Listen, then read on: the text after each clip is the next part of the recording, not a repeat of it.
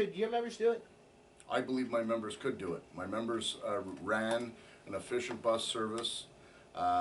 They made it happen, provided the service that Ottawa has had in the past. Yes, the service hasn't been as good as it was in the past due to LRT coming into effect and the reduction of the bus service, but yes, I fully believe my members could make that run smooth. Help me out in respect to memory here, but I believe it was around 2007, 2008.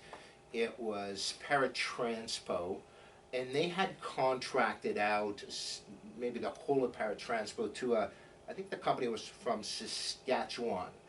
They ran with it for a while, but it proved to be expensive. It wasn't working, and then they went in-house. Do I have that mostly right? You're correct. I mean, Paratransport was always a private company, and it was always contracted out. You had Blue Line, you had First Bus, you had a lot of different companies bidding on that all the time. So that's similar to the contracting out of Paratranspo a number of years ago, and I can't remember the year. I think Larry O'Brien was around 2007, 2008, 2009. It was similar to that. Yeah, 2007 when Paratransport was brought in-house, and they were taken away from the contractors. Obviously, it didn't go for bids anymore, and it went to the City of Ottawa. The City of Ottawa took it in-house, and the City of Ottawa has managed Paratransport since. Okay, so, because I think this is important, and we know, having heard this week through an in-camera meeting of council, that they're really starting to take a closer look at the Rideau Transit Management in respect to their performance and how they're delivering. But just to be clear again, this is the Amalgamated Transit Union, Local 279. There is absolutely, and I don't want to put words in your mouth, but there's no doubt that your membership can do that work. It can be done in-house, and would you suggest it can be done in-house and probably for less money that's being paid to Rideau Transit? Well, that is unknown. I think that definitely we could do the work and we could do it in-house. I don't have the actual figures and cost on that, but I would definitely say that my members could do the work and do the work well. My members are very committed and do the work well on the buses and transit service that we have today. I don't think you're going to get disagreement with too many people. I think most people recognize that the operators, your members, are providing an incredible service given what they have to deal with. You would like, on behalf of your members, if they do end up in a situation where they're ripping up the contract in effect with Rideau Transit Management, they go out, I have no idea how this process would work. I would assume that they would have to go out for a request for proposal from a number of different companies. You would like the opportunity to be able to be one of the bidders on this project?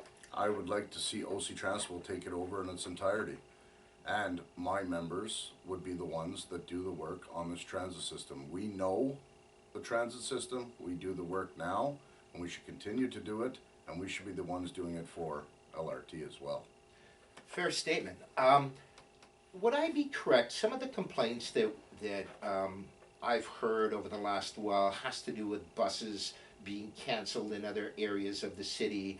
And I know there's a website that you can go and you can see them, and I get that there's apps. I don't use it, so I don't have the knowledge, but a lot of what we're seeing outside the LRT is a direct result of the LRT. So as an example, if I heard a story, a young person was he was in the west end of the city waiting to get out to Canada on a Sunday, and was notified, I guess through the app, that the bus had been canceled, so he had to wait a significant amount of time for the next bus.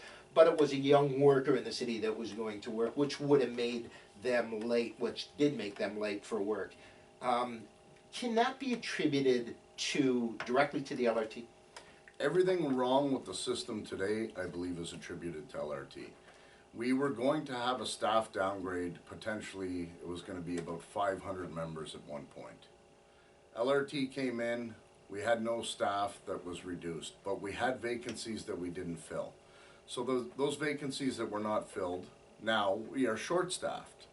We're short-staffed operators, we're short-staffed in the maintenance, garage tenants, mechanics, body men, every department, we are short-staffed. And this is directly because of LRT. The cost of this, and again, I get it, we hear from the general manager that this cost is gonna be borne by Rideau Transit. I think it's up to the courts to decide whether or not that's reality. Certainly, I don't expect you to know the answer to that because nobody really does. But this has got to be costing a lot of money. I mean, millions and millions of dollars. If you're saying that at first they were going to let 500 of your members go, and then they decided to keep them and add to that, they're still short-staffed. Who's paying for that? Like, the cost of that's got to be enormous. Well, I mean, we as taxpayers are paying for it, I believe, and the cost would be enormous.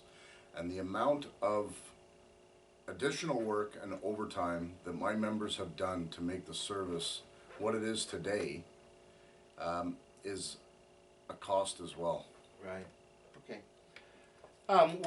We're gonna close off soon, and again, Clint Crabtree, president of the Amalgamated Transit Union, Local 279, certainly appreciate you taking the time.